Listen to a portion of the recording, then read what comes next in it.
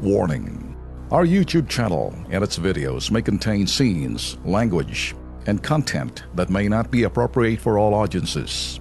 These videos include surveillance footage, undercover pursuit of suspects, actual police and rescue operations, and fearless confrontations. If you do not approve of the content, please do not watch our videos. If you wish to continue, we strongly advise that you proceed with caution. Viewers' discretion is advised.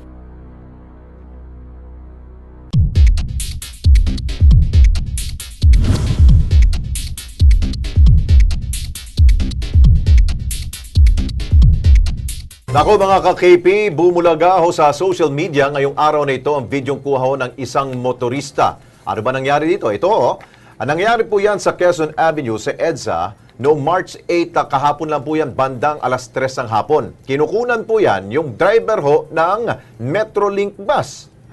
Baclaran Metrolink bus. Ang konduktor po yan yung naka-white polo shirt na yan. Ang driver yung naka-red na shirt. Ang body number po ng bus na yan, B622, plate number ACC 9702. Ang problema ho niyan, mukhang ginit-git na ho yung isa pong tsuper ho niya, kaya ho siya yung kumukuha ng video ho. Ang problema, mas nagalit pa daw itong tsuper na ito, nakapula na ito, at binabaan pa siya, at muntik na siya siyang suntukin. Ito yun. Sinugod doon niya, pati itong konduktor. Yun, sinugod niya. Siya pa yung galit, ha? Tapos ngayon, ito pong traffic enforcer ng Quezon City government, wala ring nagawa dahil siya rin po ay pinagbunto na ng galit nitong driver na ito. Okay to. Yan. Gusto sana siyang hulihin. Ayun, no? Walang nagawa akong traffic enforcer. Ibig sabihin, walang galang. Naku, ganun na ba tayo mga driver? Maski traffic enforcer, hindi na ninyo ginagalang? Sino ba itong mokong na itong driver na ito?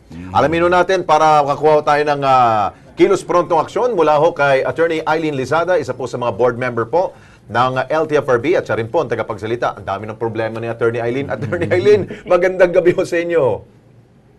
Magandang gabi po, Sir Alex and Opo. Sir Ben. Maganda rin po ang gabi sa lahat ng makikinig. Opo. Ito na naman, I'm sure siguro kayo ho, nagsiscan ho kayo ng Facebook ninyo. Napansin siguro ho ninyo itong ang tapang-tapang ng driver na ito, ng Baclaran Metrolink bus po. Ano pong investigasyon ginagawa ho ninyo dito, ma'am?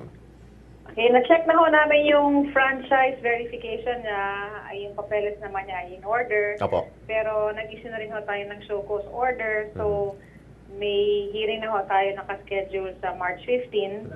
Nakausap po natin si Sir Dexter Cardenas, yung supervisor po ng traffic enforcer ng Department of Public Order and Safety ng Quezon City. Yes, Yung enforcer involved po ay si Larry Chinel.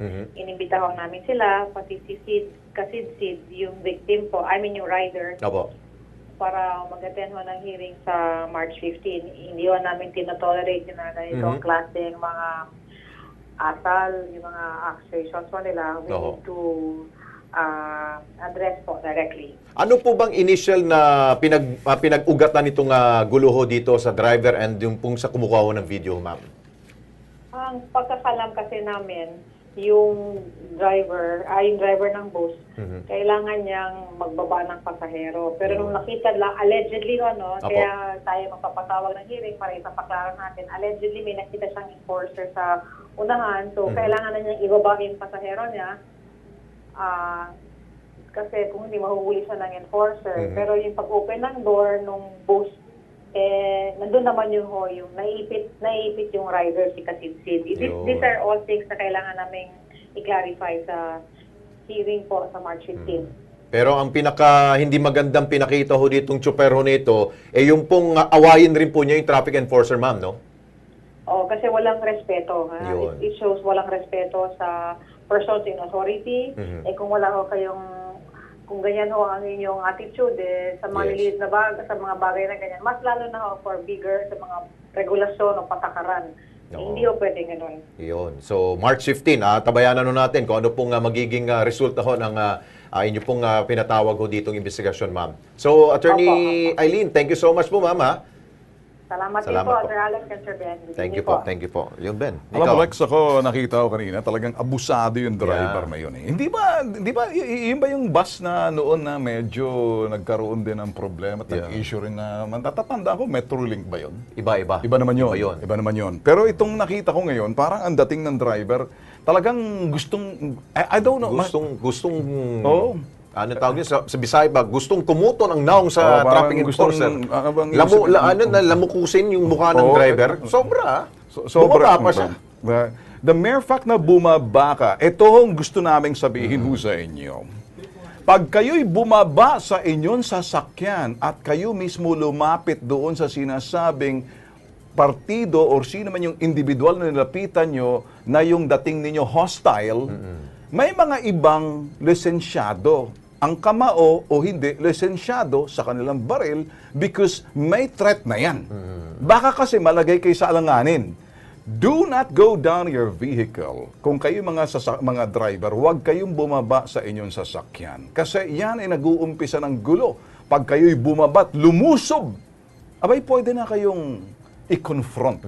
Paano kung lisensyado yung kamao? Paano kung lisensyado yung siko at kamay, ang tuhod? Paano kung may dala rin ng baril at medyo nakikita na sasaktan mo siya, di-defend yung sarili niya, magkakaroon kayo ng problema. Mali. Rule number 1, pwede kasing ma-justified homicide pag kumabot sa ganyang sitwasyon. Kahit sinong lawyer ang tanungin ninyo. Huwag lang kayo malagay sa alanganin, pero pwede nang i-justify yung gano'n. Yan ay warning lang sa mga motorista. Huwag niyong gagawin yung ginawa ng driver. Gusto ko dito, yung aksyon ng LTFR dito, gusto kong magkaroon ng matinding penalty or pananagutan itong driver at konduktor. Yung konduktor, nakita mo ba, Ben? Sinipa pa niya yung yung traffic enforcer. Nakita ko Sobra. na. Sobra. Ako naawa ko na yun sa traffic enforcer, Lex.